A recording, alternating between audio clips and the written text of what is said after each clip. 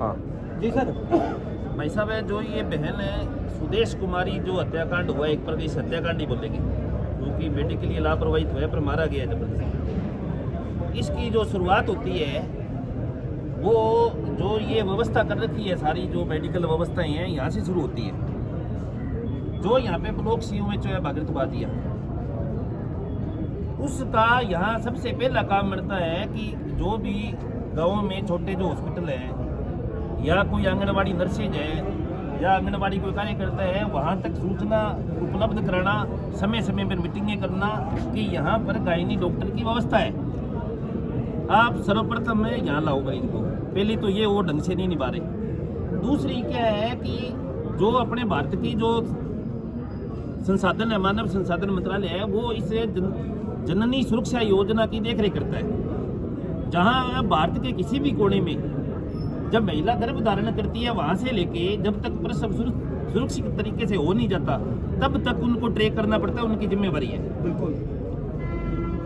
बच्चा कुपोषण का शिकार नहीं हो जाए तो वो 8 माह तक जो है प्रथम सप्ताह से लेके 8 माह का जब बच्चा गर्भ में होता है, तब उसकी सुरक्षा की जिम्मेवारी आंगनबाड़ी उनकी कार्यकर्ता की है कि पोषण संबंधी जो है सामान उपलब्ध कराए, उसका पूरी निगरानी रखे, उसके दो इंजेक्शन लगते हैं वो उपलब्ध कराए। 8 महीने के बाद में वो मामला आ जाता है, जो यहाँ CSC है उनकी 8 और 9 महीने की जिम्मेवारी है इनकी। तो ये जो कार्य है ये ब्लॉक सीओ में चूंकि निगरानी में होता है, इसको ढंग से नहीं कर पाई। दूसरी बात ये है कि ये कह रहे हैं जो पर्ची वाला ये सारा फर्जी प्रकरण है, गायनी जो डॉक्टर है उसने देखा ही नहीं मरीज को।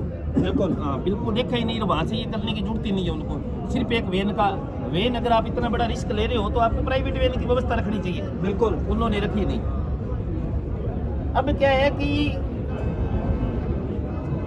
जो CMHO है, जो इन्होंने कहा भी हमने एक कमेटी बनाई, ब्लॉक CMHO को शिकायत कराई और ब्लॉक CMHO ने कमेटी बनाई और कमेटी में राम प्यारी है या जो भी इसके जो भी मेडिकल ऑफिसर है, तो उन्होंने कहा कि अपनी जान दे दी।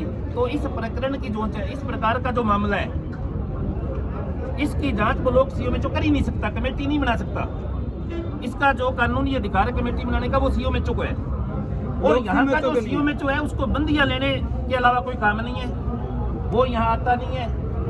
ब्लॉक CMHO ने 25 तारीख को ये बात होती है, जहाँ पर एक एक डाटा जो है केंद्र सरकार तक पहुँचेगा इसका। आज 25 तारीख से आज तक है, इसमें अपने पर्सनल ज्ञान नहीं लिया, जो CMHO की जिम्मेवारी है। अभी तक इसने रिपोर्ट नहीं ली भी क्या काम हुआ है, यहीं से फॉर्मेलिटियां करके रिपोर्ट मंगा रहा है। अब बात होती है कोड हॉस्पिटल की।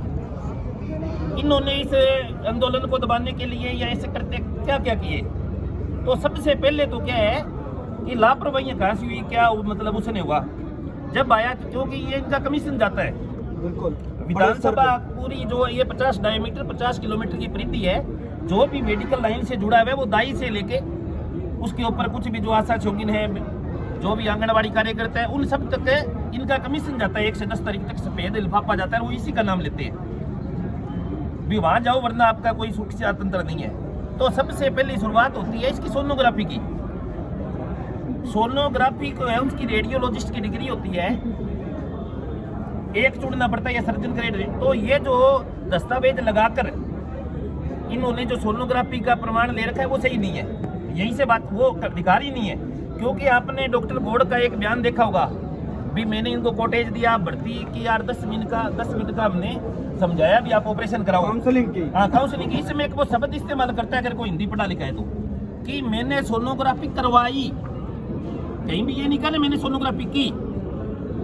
करवाई का मतलब इसके नाम से नहीं, दूसरे से करवाई करता कौन है, खुद। और सोनोग्राफी जब करवाई, जब ये इसका सक्सेस नहीं हुआ तो जब बच्चा पेट में वहाँ हॉस्पिटल में मर चुका था, अगर वो उसकी दोबारा वहाँ पर मतलब करता सोनोग्राफी, तो उसमें बच्चे का आतार वो किसी सीनियर डॉक्टर को बुलाकर मतलब है महिला को बचाया जा सकता था, बहन सुदेश कुमारी को बचाया जा सकता था। ये उसकी सबसे बड़ी बेवकूफ़ी है, क्योंकि मरे हुए बच्चे को पेट में छोड़ोगे तो उसका रिएक्शन ही है। तो इसलिए इसका जिम्मेवार गॉड है। अगर उसकी अल्ट्रासाउंड मशीन में अगर ये दोबारा आता है कि उसने किया है तो वो बड़े मतलब साक्ष्य दे। तो ये सब फर्जी प्रोपेगेंडा है। अब इस आंदोलन को, इस रणनीति को खराब करने के लिए इसका 4 दशक से एक टीम बनी हुई है। जब भी ये इस प्रकार के प्रकरण करता है, पहले हमारे गांव में आज से कई साल पहले हुआ, उस बंदे की किडनी खराब हो गई जब ये शुरू हुआ था।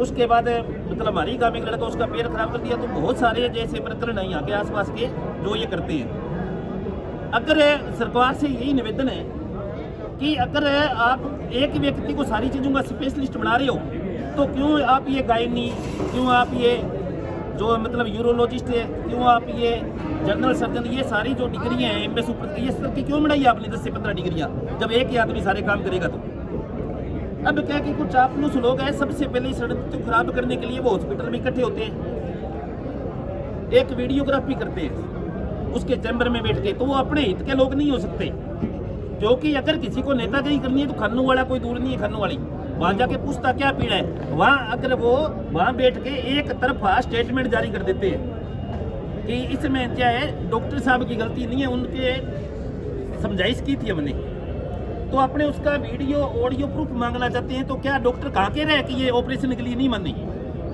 ऐसी कोई चीज़ नहीं है, क्योंकि 10 मिनट में उसने आई, बेड चल के आ रही है, उसको अल्ट्रासाउंड मशीन पे लिटाया जाता है और जो भी है, कोई ऐसी बात नहीं मैंने कोई मना किया है। क्यों करेगा कोई मना, क्यों मारना चाहिए अपने को? हाँ, ये बात है कि जब 2 डिलीवरियाँ पहले नॉर्मल हो चुकी है, तो मेडिकल लाइन में 99% डिग्री जो है, तीसरी डिलीवरी में नॉर्मल ही होने के चांस है। ये तो बात बंदा कहेगा, ये मेडिकल जो बड़े बड़े अधिकारी वो कह रहे हैं कि डिलीवरी नॉर्मल के चांस है।